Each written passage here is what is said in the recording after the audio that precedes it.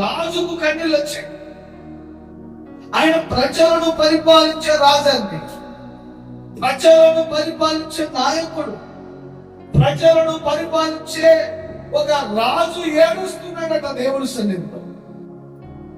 నీవలే నావలే మనిషి కాదైనా, నీవలే నావలే సామాన్యమైన జీవితం గడుపుతున్నటువంటి వ్యక్తి కాదు. ఒక మాట వినాలి, నేను జాగ్రత్తగా వినాలి. రాజు ఏమని తెలుసుకున్నాడు అంటే, కన్నీటి ప్రార్థన ఎంతో గొప్పదని తెలుసు. హల్లెలూయా. కన్నీటి ప్రార్థన ఎంతో ఉన్నతమైనటువంటిది. ప్రార్థన చేసేటప్పుడు, విన్నవించుకునేటప్పుడు, మొరపెట్టేటప్పుడు ఏమంటే కన్నీళ్లతో నువ్వు చేసే ప్రార్థన దేవునికి ఇష్టమైనటువంటిది.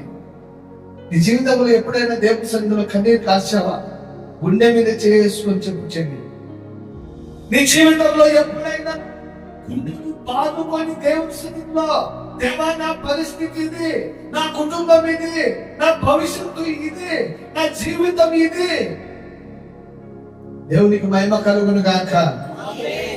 యోగు గారు అంటారు, నా కన్నీళ్లు ప్రవాహముగా వాడుకున్నాం కదా. ఏ పాట అది? కన్నులు జారిన కన్నీళ్లు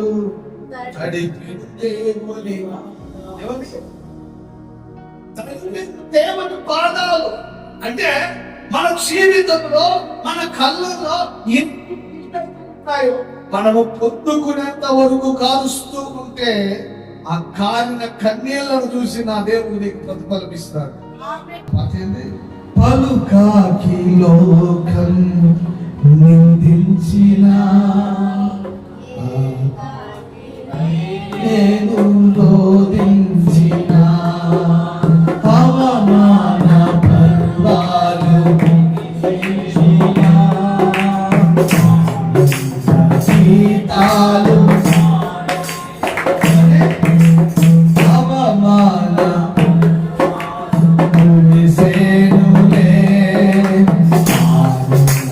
గీతాలు పాడేగులే నవ్వినోళ్ళందరి ముందు తలలు వంచెను, నవ్వినోళ్ళందరి ముందు తలలు వంచెను. ఇక ముందు ఉందిలే దీవెనా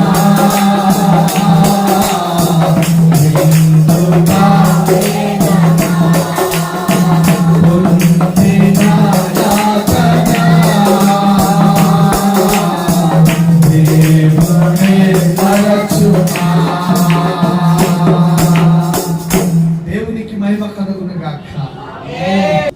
ఉందిలే దీవెన ఎందుక వేదన. తర్వాత నవ్వినోళ్ళంతా నీ ముందు దేవునికి మహిమ కలుగును గాక. ఒక అక్క బాగా నచ్చుకున్నాను, నాకు బాగా ఒక అక్క నచ్చింది. సంతానము లేకుండా కొన్ని సంవత్సరాలు, నాకు తెలిసి ఒక 25 సంవత్సరాలు నా పాస్టమ్మ గారు అప్పుడు ఒక మందిరంలో విశ్వాసిగా ఉండేవారు. ఇద్దరు కలిసి వెళ్తూ ఉండేవారు. మా బాబు అప్పటికే మాకు బాబు.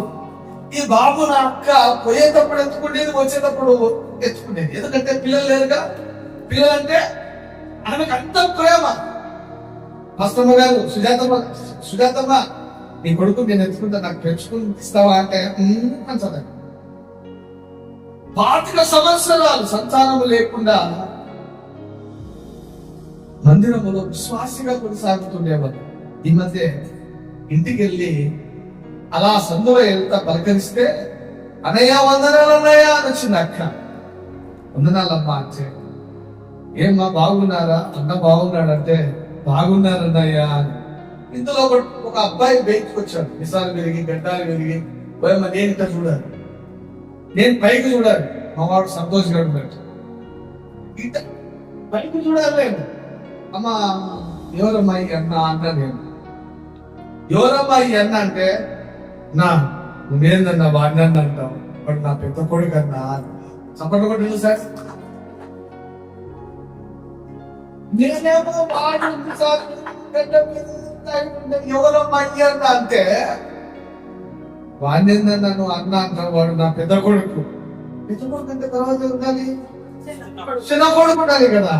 డౌట్ వచ్చి అడిగిన అమ్మా ఎంతమంది మా పిల్లలంటే ముగ్గురు కొడుకులు అని. దేవుని మహిమ కలుగును కాక. ముగ్గురు కొడుకులు అన్నయ్యా నాకు. ముగ్గురు కొడుకులు దేవుడు నాకు ఇచ్చాడన్న. దేవునికి మహిమ కలుగును గాక. బంధువులు మర్చిపోవచ్చు తల్లి, కుటుంబ రక్త సంబంధికులు చూసి ఏడిపించవచ్చు. నా దేవుడు మాత్రం నేను దీవించేంత వరకు మర్చిపోయే దేవుడు కాదు.